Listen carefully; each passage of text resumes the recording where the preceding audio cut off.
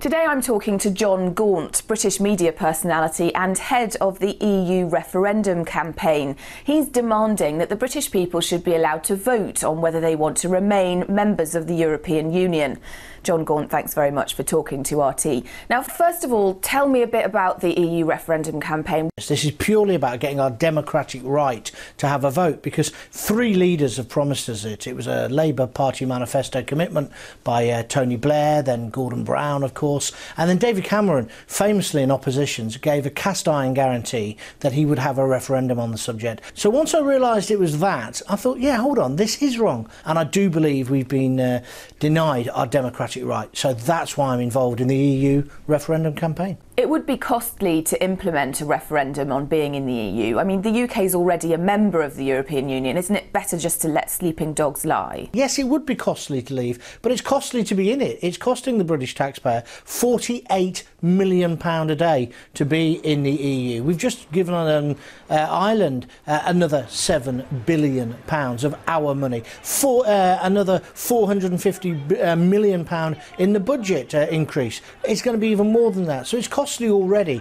And anyway, I'm not saying vote to get out. What I'm saying is let's have the discussion, you know, on the BBC and on programmes like this, you know, the pros and cons of Europe, so that the British public can decide whether they want to be in the EU. And I must stress, I'm not, and certainly this campaign isn't, anti-European. It is just saying, let's have a vote, let's have our democratic right. And I think democracy, no matter what it costs, it's a price worth paying. But you say you're not telling people how to vote, but surely the very fact that you want a referendum suggests that you're not happy with the status quo and therefore want out. Well, clearly the reason we want a referendum is because we want the British public to decide. And I personally will probably end up voting to come out. But what I want more than that is I want to have the big grown-up debate about it. I want the BBC to fulfil its role, to have both sides of the argument properly discussed, rather than just peddle, as they have done for so many years, the pro-EU line.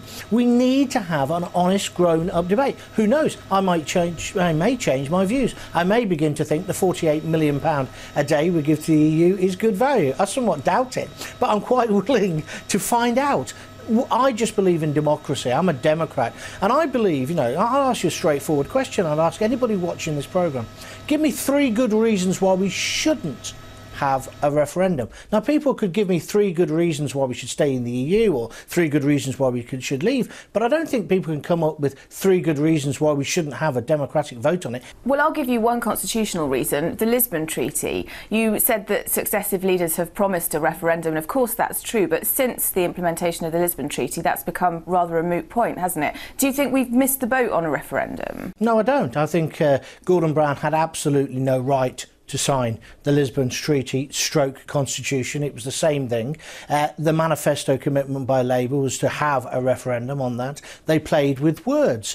David Cameron played with words. Once he got into power, he said, oh no, we can't have one now because it's been ratified. He could say, yeah, he could have said, yes we can. Just like Nick Clegg wanted, we'll have a straight in or out. So no, this is why our campaign is so simple, Laura. It's a straight, shall we stay or shall we go, like the Clash, the old punk rock song a group used to sing. That's why we're keeping on that, so the man in the street can understand it. We don't want to get carried away with this treaty, that constitution, that discussion. Let's centre on the basic facts. Should we be in this club or not? And you know, with the the Euro crashing and burning at the moment, there's never been a time more pertinent for us to have this discussion.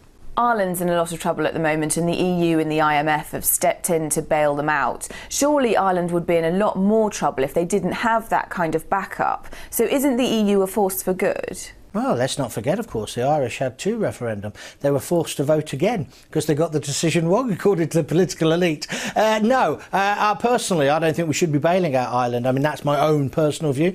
I thought it was ironic. I was watching the budget this week in Ireland. Their stamp duty up to €1 million is only 1%. Well, ours is at 4%, at £750,000. Their child benefit is crazy, the amount they pay out in child benefit. Their corporation tax, they're keeping at 12.5%. percent. No wonder companies are relocating from Germany, from Portugal, from Spain and from the United Kingdom to Ireland. Well, how can you have monetary union if you haven't got every other form of union and political union in place? The answer is you can't. How can you tie the economy of Greece to the economy of Germany?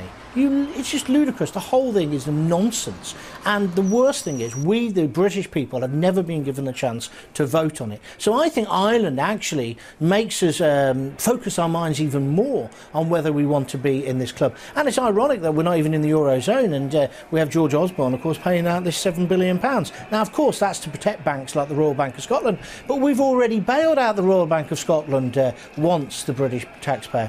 And I'm no great union supporter normally, but I actually agree with people like Bob Crow at the moment, who's in charge of the RMT union, the train drivers and train workers union, when he says it's not his members who got us into this mess, it's the bankers and the politicians with their lax regulation, but it's his members who are paying for it. Just like the students who are protesting, it's them who are ending up having to pay for it. It's ordinary taxpayers.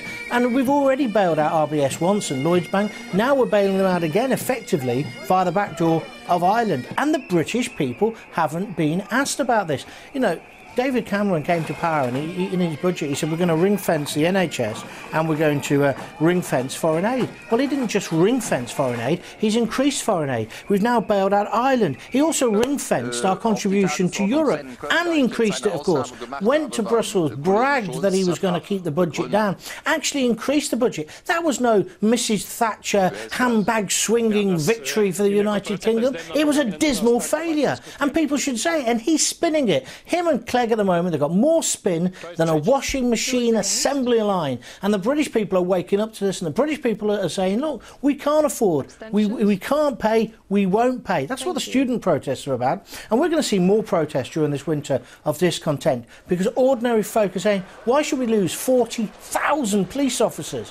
Why should public sector workers be losing their jobs? Why should Meals on Wheels be cut? Why should Help for the Elderly be cut? Why should the arts budget be cut? Why should we not have enough money in our coffers, but we've suddenly can find £7 billion? There would be no need for these cuts, lots of economists argue, if we weren't in the EU. So there would be no need for the students to be protesting, and that's what needs to be discussed.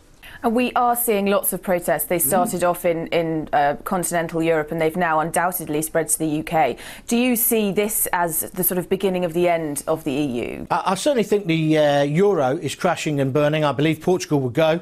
I believe Spain will go. I was in Spain just 2-3 weeks ago. I do a lot of radio shows over in Spain. There's swathes and swathes of housing estates with brand new houses and apartments completely empty, just like in Ireland. They're never going to be occupied. Property boom fuelled by reckless lending. Again, I believe that they'll crash. I think when the euro begins to crash, then you have to ask yourself, can the euro, when the euro collapses, can the EU survive as well? And as you say, it's right across Europe. I mean, you know, in Germany now people are protesting. They don't want to bail out these countries. They've had a sensible banking system. And the great irony was in Brussels, 2 months ago? In Brussels, they were discussing the budget. They were discussing the hospitality budget. They put it up to £2.1 million.